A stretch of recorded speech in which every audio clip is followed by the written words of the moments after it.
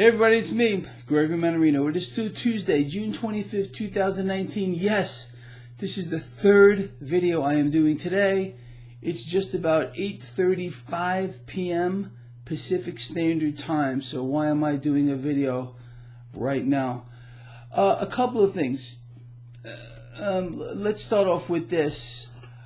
As I am doing this video blog, crude oil is surging higher. Almost 2%. And why is that? Well, there's a few reasons for it. I don't know if this is number one or number two, but we'll call it number one. Iran has now cut off all diplomatic ties between the United States and itself, and they are mocking President Trump big time. That's weighing into crude oil futures, no doubt about it. Number two, Saudi Arabia just shot down a drone.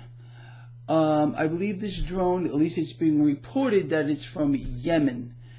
Again, any issues with regard to the Middle East are going to push crude oil higher. Energy stocks will gain. Financial stocks will gain. Potentially could lift the whole market. But again, if this escalates, the knee-jerk will be to sell stocks and go into other assets. Again, as I am doing this video blog, Bitcoin is over 12,000, surpassed my target of 10 by a long shot. So far, I don't have a new target right now. I haven't put enough thought into it. But I did say at 10, it was probably going higher. Well, here we are. We're going to need to watch these things. The issues in the Middle East are unfolding kind of rapidly. And again, now with Iran completely cutting off diplomatic ties, that's not a good sign here. And we're just going to have to watch these things with this Saudi Arabia shoot down of a drone. Again, in my view, this is all a game. That it's a dangerous game being played out to keep the price of crude oil higher, like I've been explaining literally since time immemorial. Let me explain this too.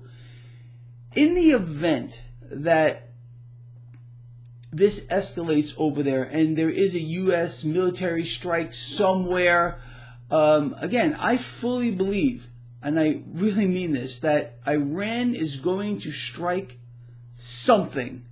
President Trump already said today, his words, not mine, that if Iran hits American assets, he's going to obliterate them.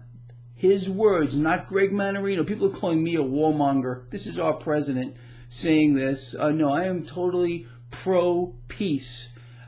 So forget about that.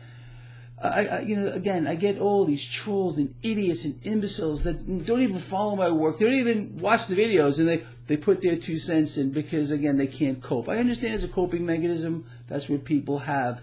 But if you look at the mechanism behind this entire thing, you will see where we're going here. Our economy in the United States is in free fall. What do they do when the economy fails? They bring you to war. Period. So that's where we're going. Everything's there. It's just a matter of it actually occurring. And, at the start of every conflict, there's always sanctions. How many of you out here know history well enough to understand that the attack on Pearl Harbor was not an unprovoked event? Japan attacked the United States because we were hitting them with sanctions, because of an oil embargo. People don't know these things because they've been dumbed down. They don't see parallels. They're unable to think outside the box. I was going to say I don't blame people, but I actually do. It's their own faults. They're being distracted. Look here, look here.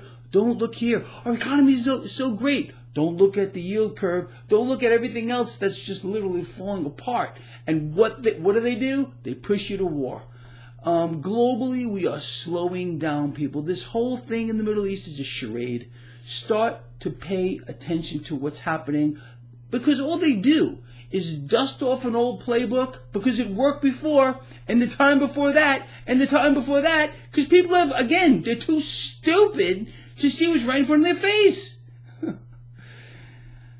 It's not funny, but I do have to laugh. Anyway, so that's the premise here.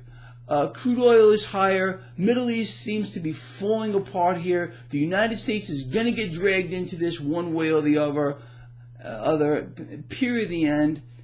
That's it. See you tomorrow.